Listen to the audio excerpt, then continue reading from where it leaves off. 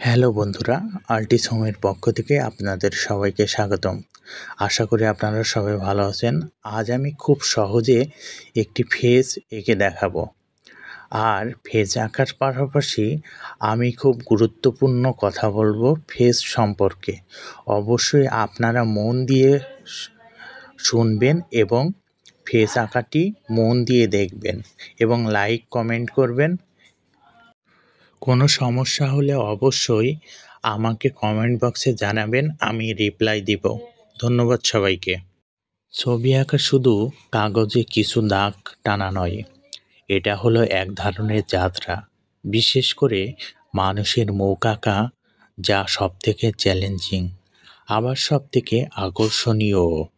আমরা যখন মুখ আঁকতে বসি তখন প্রথমেই একটা ভয় কাজ করে, মিলবে তো, নাকি চোখ, নাক, ঠোঁট সব এলোমেলো হয়ে যাবে।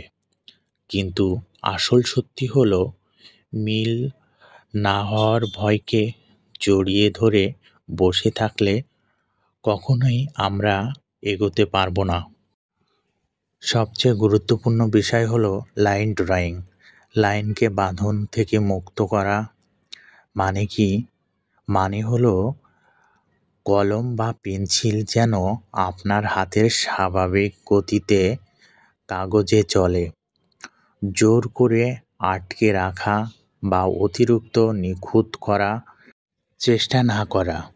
যতবার কাগজে লাইন পড়ুক সেটা ভুল হলেও সমস্যা নেই, কারণ যতবার ভুল করবেন ততবার আসল শিখন তৈরি হবে। ভুল লাইনগুলো আপনাকে দেখাবে কোন জায়গায় বেশি অনুশীলন দরকার। মানুষের মুখ আঁকার সময় একেবারে প্রথমে নিখুঁত করার চেষ্টা না করে হালকা লাইন টেনে একটা বেসিক তৈরি করুন। চোখ, নাক, ঠোঁট মাপ প্রথমে অল্প আঁকুন, বারবার মুছুন, বারবার আঁকুন। এতে আপনার চোখের ও হাতের সমন্বয় তৈরি হবে। অনেকেই ভাবে একবারেই সুন্দর ছবি আঁকতে হবে। এটাই সবথেকে বড় ভুল। শিল্পীরা পর্যন্ত শত শত ভুল লাইনের পর একটা সফল লাইন খুঁজে পায়। তাই নিয়ম হলো, চেষ্টা থামানো যাবে না। প্রতিদিন অন্তত কয়েক মিনিট ফ্রি হ্যান্ডে লাইন প্র্যাকটিস করুন। 3 মিনিট যথেষ্ট।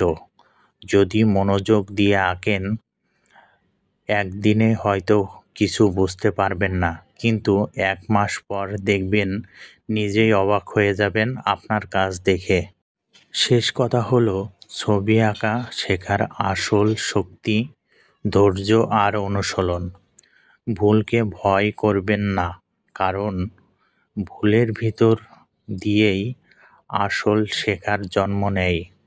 মুখ আঁকায় একদিনের সফলতা নেই, কিন্তু ধাপে ধাপে চেষ্টা করলে প্রতিটি লাইন আপনাকে আরও নিখুঁত করে তুলবে।